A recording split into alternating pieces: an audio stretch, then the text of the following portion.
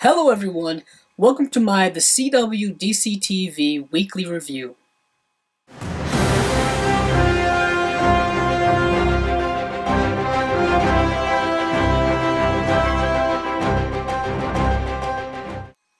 So first up, let's start with Supergirl Season 2, Episode 14, titled Homecoming. This episode is entirely centered around the, quote, homecoming of Jeremiah Danvers, who is the father of course, Alex, and the adopted father of Kara. And in this episode, we see that he is kind of rescued and brought back into the fold, but I think while watching this episode, we could all assume that things were not what they appeared to be. And of course, that tended to be the case. But before I touch on that reveal towards the end of the episode, I first want to touch on the fact that now Kara and Mon-El are seemingly a romantic couple, and they are now dealing with kind of the aftermath of their first romantic encounter, as well as possibly now being in this honeymoon phase of their relationship. And what is interesting in this episode is we see once again that Mon-El and Kara don't see eye to eye on certain things, or that they butt heads at certain times. Specifically in this episode, Mon-El is seemingly the only one initially suspicious about how easy it was to rescue Jeremiah Danvers, as if it was staged. And of course, we all know by the end of this episode that it was indeed a staged thing by Cadmus to have Jeremiah Danvers infiltrate the DEO and obtain the list of all of the aliens in the alien registry, which, of course, in the hands of a group like Cadmus, it's going to be a very dangerous thing. And also in this episode, we got to see how much Alex really wanted her father back in her life. We got to see how betrayed she was by the end of this episode, and how just emotionally broken she was at the end of this episode. And I have to say, this has been a very emotional season in general for the Alex character, and it's kind of great to see they're doing a lot with her when it comes to her emotion and it comes to her character. So I'm really interested to see where they are going to go with the Jeremiah storyline, because we've only gotten very small tidbits here and there from the first season and this season, and now he seems to be playing a much larger role in the main plot. I have to say, I really liked the episode a lot. We got to see a lot of family dynamic. The one thing that really bothered me about the episode is they're seemingly making the Martian Manhunter weaker and weaker as the series goes on. I don't know what that is, but in the episode, with just seemingly a super metallic arm or whatever, Jeremiah was able to overmatch the Martian Manhunter, which really bothered me, seemingly because if you are familiar with the Martian Manhunter character, you know how strong he is. He's on a level with people like Superman and Wonder Woman. He is a big-time character, and they very much have weakened him down for this series, and it was very noticeable in this episode. But other than that, I really liked it. The next episode I want to discuss is The Flash Season 3, Episode 14, Attack on Central City. Now, if you remember from the end of the last episode, you know that the guerrillas are gearing up to invade Central City through the help of Gypsy. And what we learned in this episode is that Gypsy is under mind control from Gorilla Grodd. It's very interesting to see her back once again. I knew she would be back some way, somehow, and we got to see a lot of great interaction between her and Cisco. Cisco is gaining a lot more confidence when it comes to just dealing with serious situations, dealing with his relationship with women specifically. It really has been some great character development with him. And also in this episode, we got to see Barry really struggle with the idea of killing his enemies. Specifically Gorilla Grodd, who is a very dangerous enemy. He really is someone who can attack anyone close to Barry that he wants. We saw in this episode that he was able to almost kill Joe by making him shoot himself in the head. A lot of heroes come to this crossroads where they have to decide, are we going to kill or are we not going to kill? Batman has done this before. Green Arrow has struggled with this in the Arrow show. But also in this episode, we have Wally West and Jesse Quick further defining what their relationship is and how they want to go about pursuing it. And in this episode, Jesse Quick and Wally West decide that Jesse is going to stay on Earth 1 and pursue this relationship, and of course that comes at a cost of her having to leave her father, of her having to tell her father that that's what she wants to do, and that leads to a very kind of interesting interaction between Wally and Harrison Wells. Harrison Wells, of course, makes up this just cockamamie story that, you know, he's dying or he's sick or whatever, and it's really just a thing to try to get Wally to convince Jesse Quick to go back to Earth 2 with him, and of course it blows up in his face, and I'm really surprised someone with his level of intelligence didn't think that that would just be a stupid idea to begin with.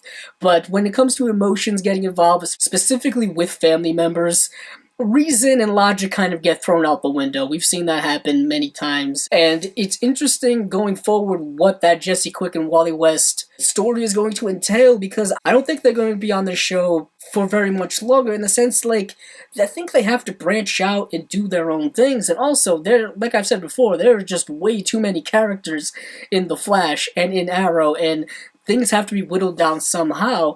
Perhaps Jesse Quick and Wally will go and be speedsters in another city that needs their help, or whatever, but things need to happen in that area. Also, on the subject of Harrison Wells, he has very contentious feelings for HR. Some of it I think is jealousy, and some of it I think is the fact that he just thinks HR is an idiot because he doesn't know anything when it comes to science or anything like that. And it's becoming apparent to me that Harrison Wells really misses working with this team. He really misses being that mentor figure to Barry, and he's also upset that HR does kind of serve a purpose some way, somehow. Although I really like this two-part story with Gorilla Grodd, I have to say I'm a little disappointed when it comes to the overall action part of it. I thought we would get kind of a full-on, massive invasion of gorillas into Central City, and we got a little bit of that towards the end of the episode, but I have to really temper my expectations when it comes to CGI and large action sequences, that The Flash really can't pull it off, I think, as well as they want to, or have the scale as large as they want to. But we did get to see some cool action towards the end of the episode, and I think it kind of wrapped up in an interesting way. The idea of Barry just getting Savitar back to kind of reassert his dominance over the Gorilla Kingdom is kind of an easy cop-out for me. Hopefully this is not the last we see of Gorilla Grodd, because he is one of my favorite enemies in the Flash's Rogues Gallery. The next episode I want to talk about is Arrow Season 5, Episode 15, Fighting Fire with Fire. As you may recall from the end of the last episode, Oliver is now in a bit of a jam. He's having a bit of a problem when it comes to being the mayor of Star City. Things are starting to kind of mesh together or clash together when it comes to his private life as the Green Arrow and to his day job as the mayor. And what has now come out is that the Green Arrow was responsible for the death of Billy Malone, and Oliver's administration had a hand in covering that up. While that is essentially the main problem in the episode, we get a big, gigantic reveal in this episode that we've been waiting all season to find out, and that is the identity of Prometheus. And surprising me, especially, is that it is Adrian Chase, the DA in Oliver's administration. And for this whole time, I thought Adrian Chase was the vigilante, because in the comic books, like I mentioned way back in one of my reviews when we first saw the vigilante, is that I'm like, okay, that's Adrian Chase, that's his comic book character, that's the way the season's going to play out. But no, they went a different route in that, and that Adrian Chase is Prometheus. And what does that mean for the identity of the vigilante? Because we saw them fight each other in this episode, so there is an antagonist relationship there established. But we also see that the vigilante is now attacking Oliver Queen, and we saw in this episode that his team is trying to hunt down the vigilante, seemingly without his help, because Green Arrow is seemingly public enemy number one, especially now, so after the end of this episode where Oliver basically says that the Green Arrow is now an enemy. He's now a vigilante, he's an outlaw. Probably won't see him as the Green Arrow for a little while, or at least that's the smart play. But as we know with these shows, the characters usually don't take the smart or logical route when it comes to any situation. A couple of other interesting wrinkles with Team Arrow is that Thea is no longer going to be Oliver's chief of staff. She is kind of fed up with what politics has kind of done to her character, or at least made her do. I think she kind of realized that politics is as dirty a game as vigilantism, and she also is kind of a character that is not doing much these days, or at least not doing much when it comes to her character plot, her character development, and things of that nature. We got so much of her over the last couple of seasons, it feels like the writers or producers or whomever really have kind of run out of ideas of what to do with Thea. But I think we're not going to see much of her. We're not going to see much of her over the next couple of episodes. I also think that has to do with the fact that I think Willa Holland, the actress, is doing a lot of side projects when it comes to movies or whatever. So I think that's why she's been missing in action a lot over the recent episodes. We also got to see Felicity further embrace her hacker past or her hacker side and really go all in when it comes to being a full-fledged member of this hacker group. That's an interesting kind of track they're going down with her character. I'm really interested to see at what point does that clash with her abilities working with Team Arrow and with the Green Arrow, and what Oliver will think about it. We know he has very strong opinions when it comes to a lot of what the people around him are doing. So overall, I have to say, a very good episode of Arrow. We got that huge reveal with Prometheus.